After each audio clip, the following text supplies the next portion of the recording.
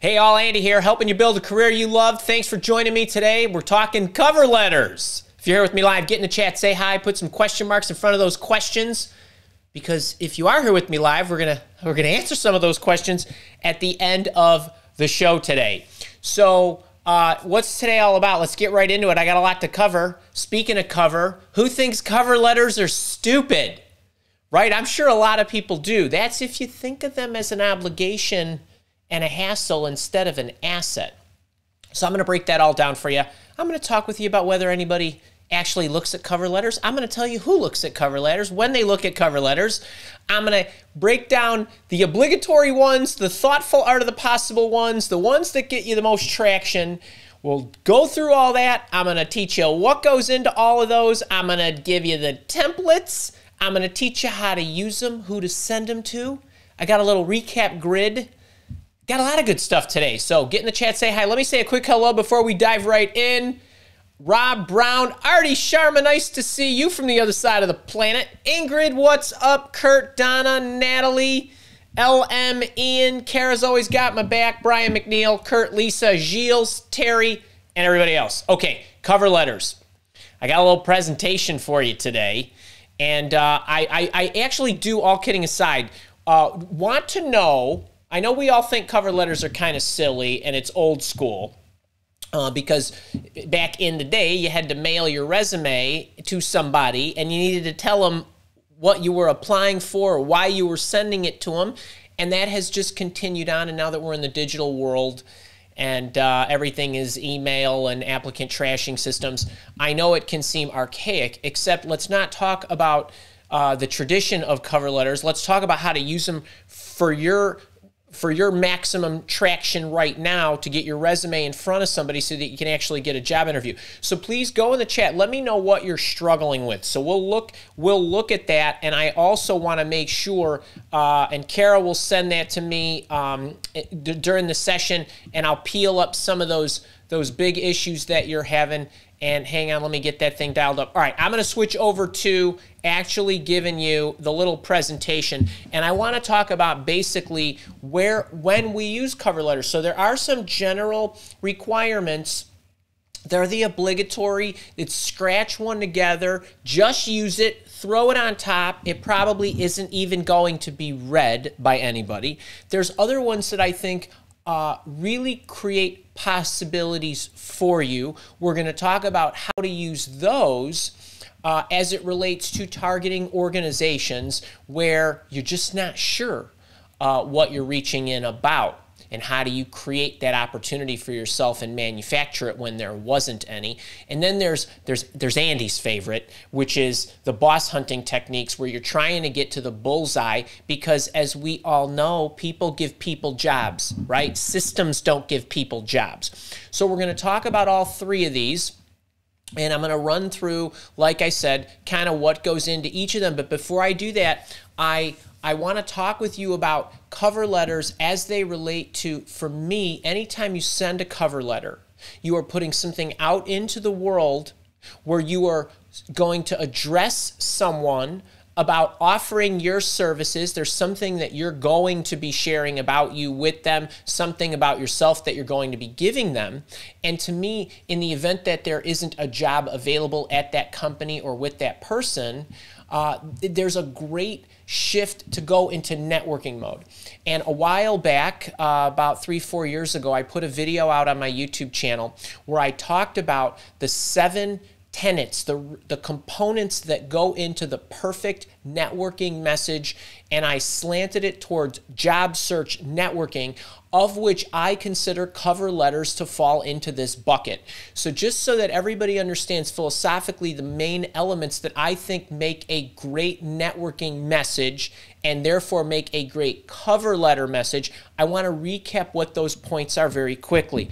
Okay, so the first thing that you want to mention is who you are. Seems obvious, but a lot of people muck this up. Why you chose the person you're reaching out to. Now, this assumes that you actually are sending it to an individual and not putting a cover letter or a networking message into the applicant tracking system.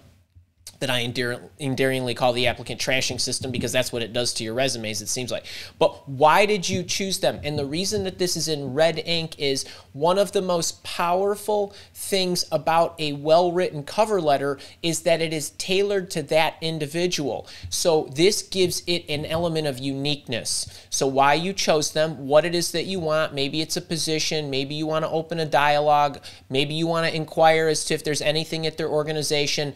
Anything that you're interested in understanding needs to go in the letter. The other element is you want to show them that you did a little digging, that you did some homework, that you actually aren't just spraying this to every organization and every person you can find, but there's another element of uniqueness. This is in red because this second point in red also gives it an element of uniqueness. And the more unique your message is, the better your message is, and the greater the likelihood that somebody will respond to it. Because ultimately, whenever you're sending a networking message, and even a cover letter, the first goal is to get the person to respond, because you can do something with a response. You can't do anything with silence. So this is really important. The other thing is what you offer. Could be your services, could be your skill sets, the fact that you're grateful. You want to make sure that you're thanking them, as well as being clear on what the next steps are. Now, I just wanted to introduce this very quickly because I do have a video on this on my YouTube channel. But before we roll off this slide, I want you to make sure that as you put your cover letters together, as you put your networking messages together, you're asking yourself as you read that message before you send it, whether you're embodying it as part of an email or you're attaching it in the email or a LinkedIn message or however it is you're sending it. When you look at that email or you look at that letter and you read it, just read it out loud, read it to yourself, but ask yourself, does this message look like it's the only one in existence? Meaning, have I personalized it to the extent that the language in this letter could only be appropriate for the person I'm sending it to? The first way to test whether your message of any kind, so any of you that are sellers or marketers trying to pitch your services, but any of you that are job seekers because you're selling and marketing your services, if you look at your message and that message could have been sent to one other person, that same message, as if it was boilerplate, that's a bad message. Your response rate is going to drop precipitously. And you'll know the difference because there will be something inside of it, those elements 2 and 4, that make it unique to me, the receiver. Okay, and again, just to reiterate, the title of the video that I have that you want to check out is How to Craft the Perfect Job Search Networking Message. Now, I want to talk about my, dare I say famous, 4-sentence cover letter. The only reason that I say famous is because it has lots of views, well over 1 million. Maybe 2. I don't know how many views it has on YouTube and how many downloads we've had. But a while back, I was thinking about, and when I say a while back, I mean like 7 years ago when I put this 4-sentence cover letter on YouTube, and I was thinking about cover letters are a huge, huge hassle for people. And if I was a job seeker and I didn't know how to write a cover letter, how could I write one that was effective, that also I didn't get that.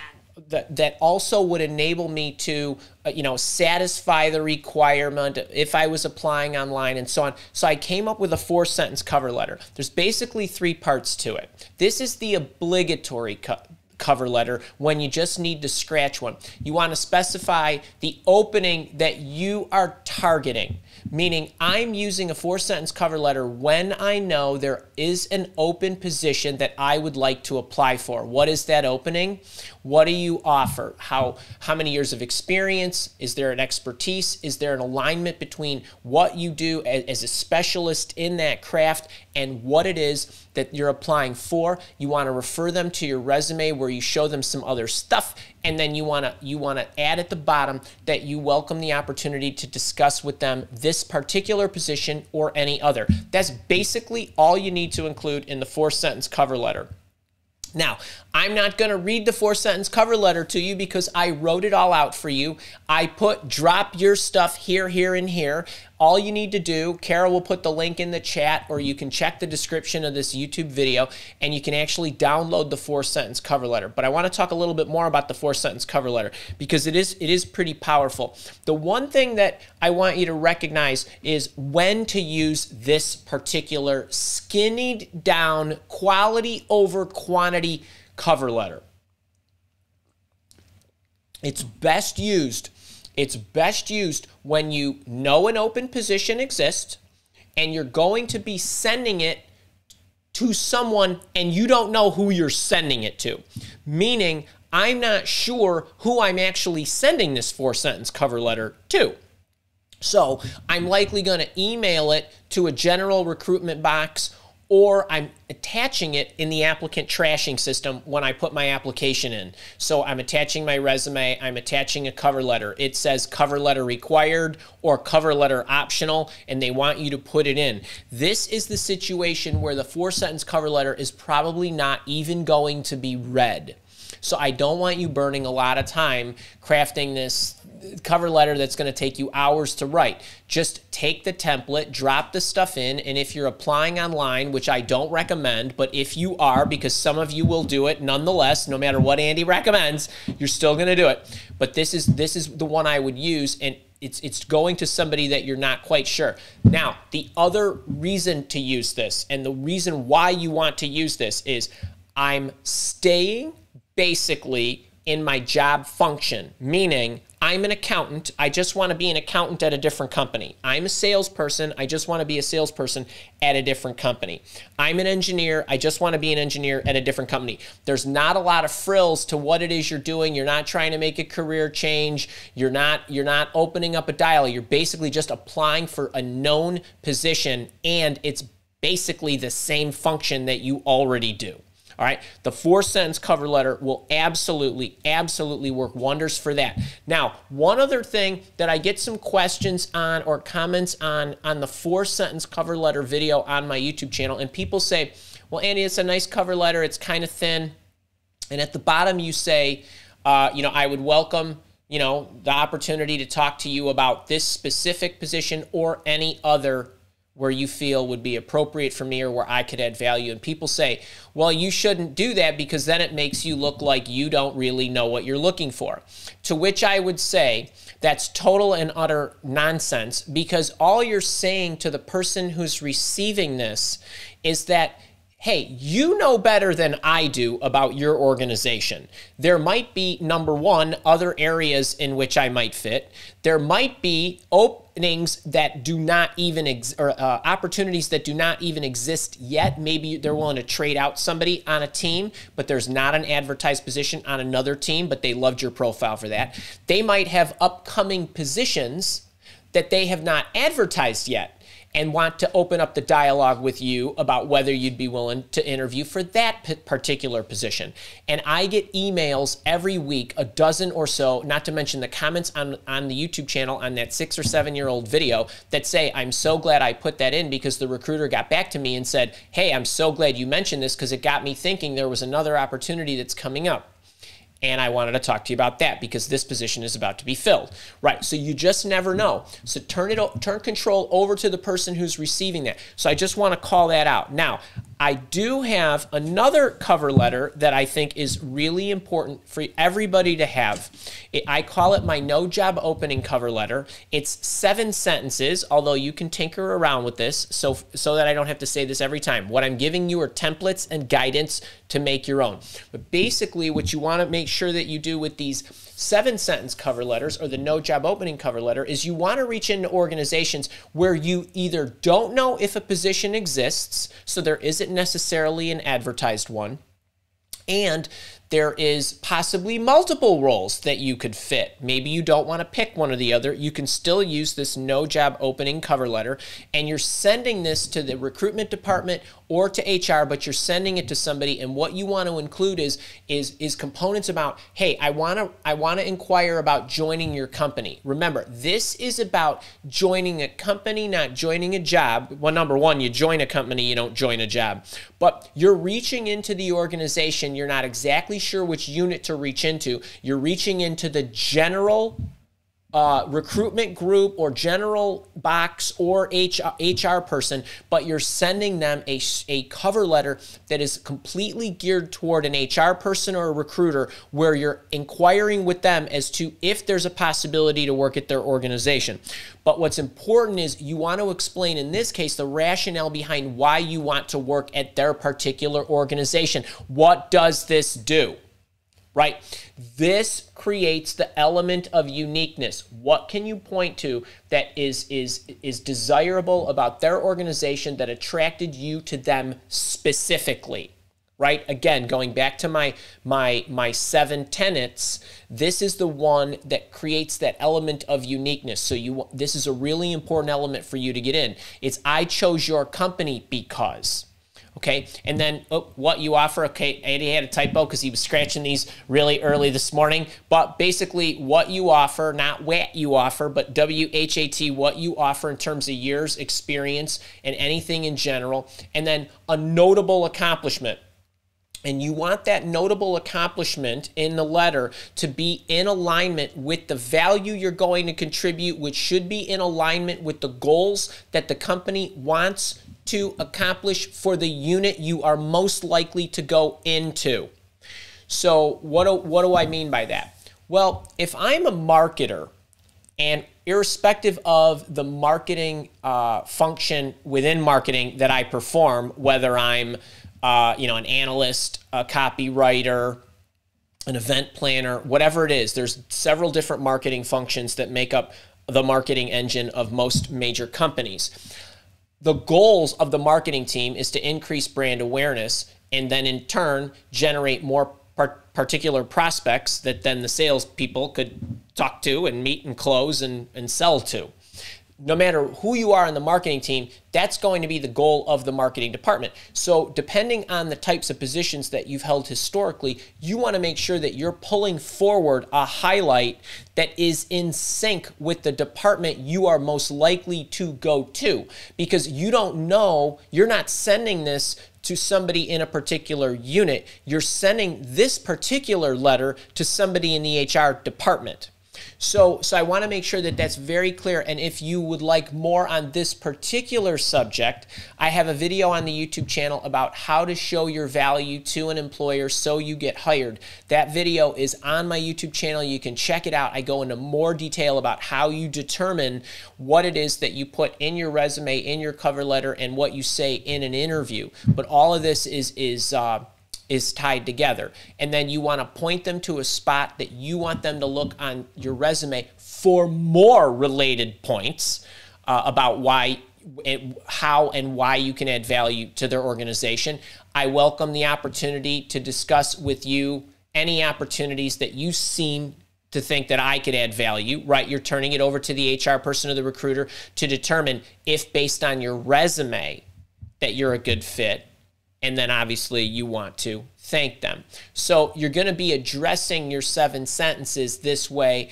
And as I mentioned with the 4-sentence cover letter, I have a 7-sentence or a no job opening cover letter, I call it, because you use this when you don't know if a position exists at an organization. Now, I want to talk about the who, how, and why here. Are you guys enjoying this? If you are, can you hit the thumbs up button, please? Do me the favor, send the message to YouTube, share this with people. People need help. So who do you want to send this to? Someone in HR, someone in the recruitment department. If they say, hey, we welcome any inquiries, please email us at careers@milewalk.com or whatever it is.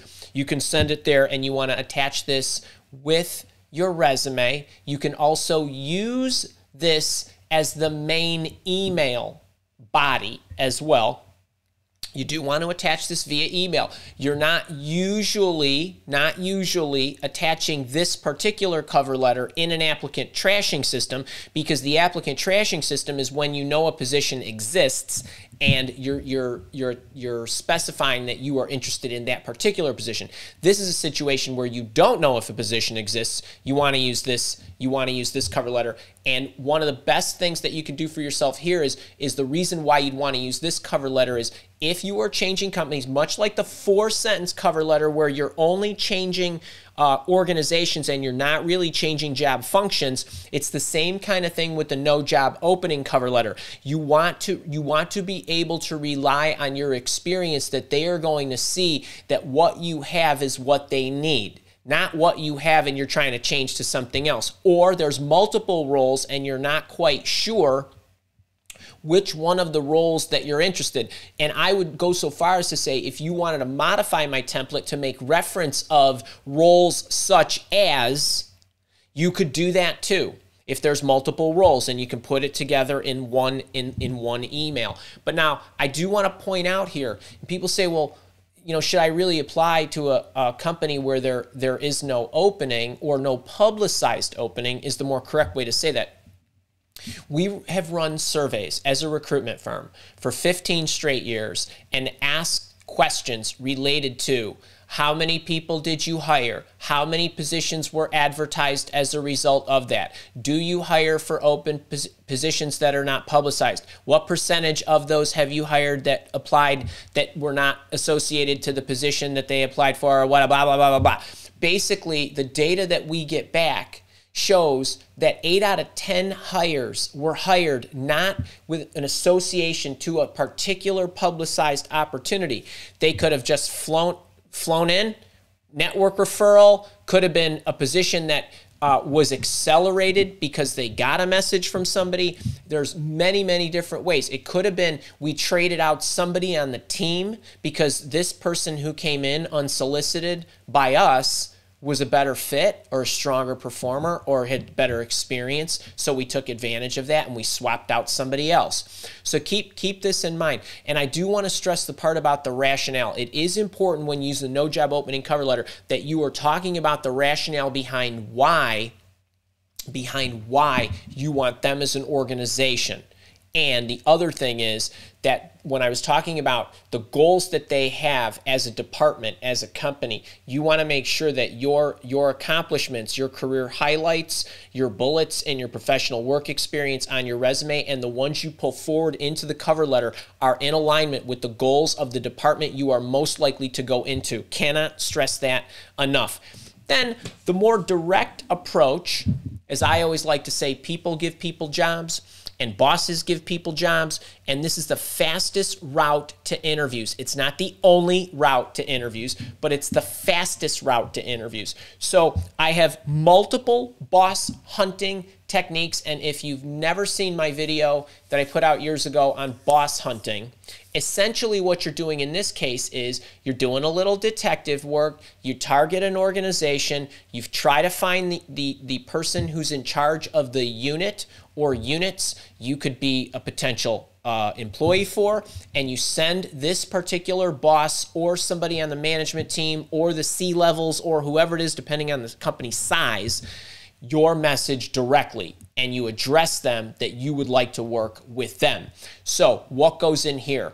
This is about 9 to 10 or so sentences, depending on whether you're using a no job opening boss hunting letter or you know a position exists. So much like the 4-sentence cover letter, you know a job opening exists. The no job opening cover letter, the 7-sentence cover letter, you're targeting a company, but you don't know if an opening exists. When you find a boss, you may or may not know an opening exists. I give you 2 templates. I give you one if you don't know about the position or whether it exists. I give you another one if you do see a particular position, because the position might have caught your eye, then you did some detective work, and then you discovered, hey, that person might be running that unit that I'm responsible for. Heck, some organizations put the boss's name on the job description as you'll be reporting to so-and-so. So you want to reach out to them with a message that says, you know, hey, I'm reaching out to you. I admire your background, something of adoration. Trust me, if it's sincere and you use the language I give you, the adoration works. It's also what makes it unique to this person, because you're going to make reference something about them. And then you want to be explicit, that other element of uniqueness that I was researching and came across you as. I was researching targeting companies and researched and noticed you might be in charge of this group, kind of thing. Or I noticed there was an open position and I'm assuming you might be in charge of this position. Something that tells them that you were doing some diligent research and discovered them. That also adds an element of uniqueness to this message. And then you want to make reference to them you in your mind are assuming that they are the boss. These top 3 components are what really make this technique work. And you might be thinking, and I've gotten people from all different countries in the world saying, well, that sounds a little bit obsequious, or that flattery, I don't think it's going to work, only to find out that they hemmed and hawed and waited months, and once they started using the technique, even in their country, it started to work, and their job started to click, and they started to get interviews. So don't be afraid to use this language. And then the reason I'm reaching out to you is because I want to talk to you, because there is an element of growth. A part of the adoration is that you feel like you can learn from this person. There's going to be some language in there that references that. You also want to talk about what you offer. You do, much like the no job opening cover letter, want to include a major accomplishment.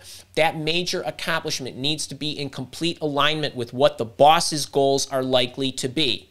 And this should not be too tough. If you're reaching into the chief marketing officer, you know what the goals are. The head of sales, their goal is to make more money, get more customers, generate more revenue, kind of thing, right? The product engineer needs to build the product. You understand at a high level what they're basically trying to accomplish. So you want to make sure that you've got something in your background that you can point to, and you want to pull a highlight off your resume and put it into the cover letter.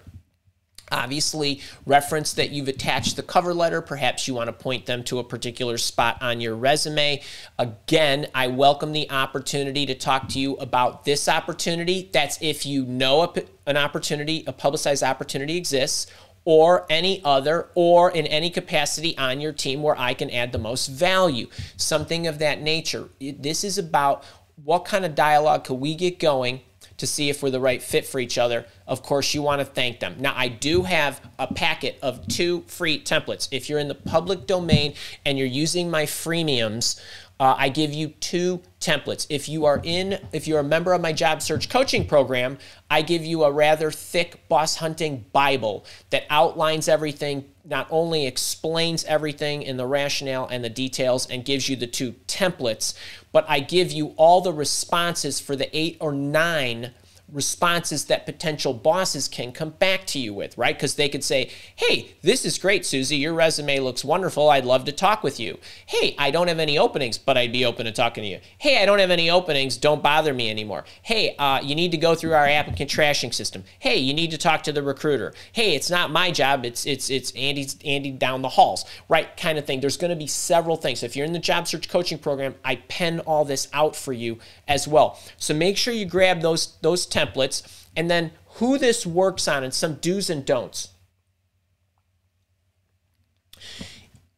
Give it your best shot. Try to figure out who the boss is, or somebody that looks remotely close to the boss, or somebody that looks like the boss's boss. But basically, you want to try to target the person who would be your boss, that your best guess. I always mean your best guess because you don't know this for sure unless somebody says, oh, that's the boss of the team. You need to talk to her or him, right?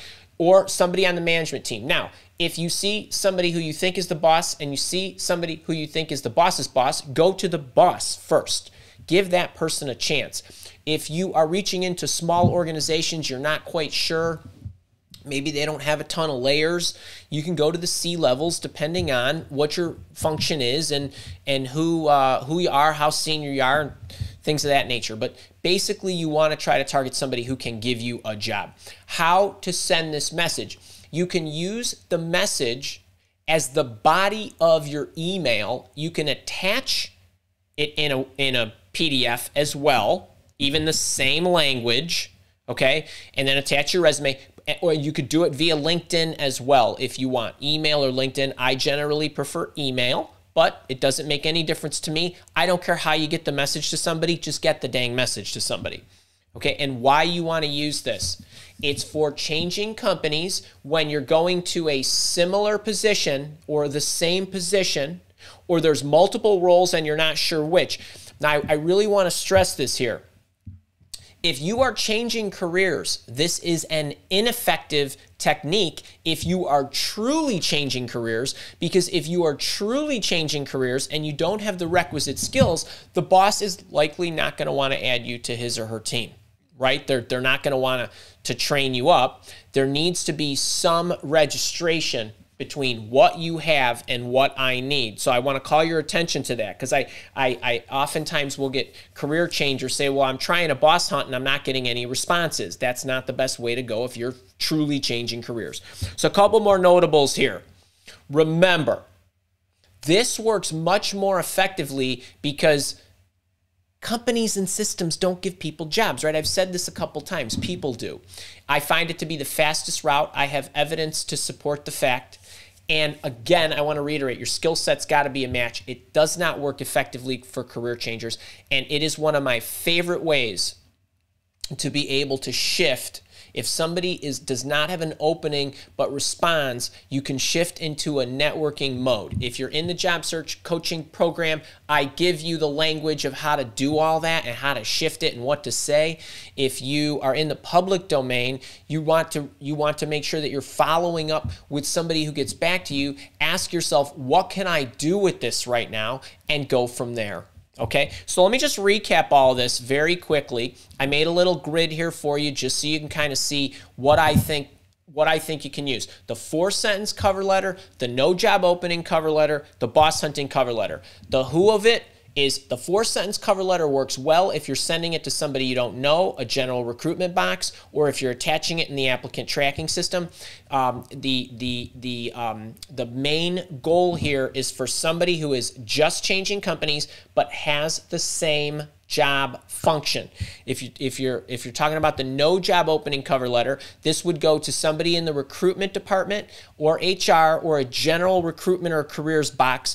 It's better to attach this in an email. You likely won't be attaching this in the applicant tracking system because you won't be applying through the applicant tracking system with this technique. And it's about targeting companies where you have a similar job function as well. And then the boss hunting, going to the boss and the management team, email or LinkedIn InMail, and make sure for this particular technique, you have the goods that boss will need. And if you're asking me, well, Andy, if you're a career changer, you got to network your way to that boss. You got to get a reference. You got to get somebody who will vouch for you, or you're going to have to use some other tactics, of which there are several. But I just wanted to give you a quick recap of this. And so I hope you enjoyed that. If you did, please crank the thumbs up button. I wanted to get this done in about 30 minutes. I think we're about there. Make sure to share this video. Make sure to subscribe to the channel as well. And if you are here with me live, we're going to the Q&A. If you're watching this on the recording or listening on the podcast, I'll see you next week.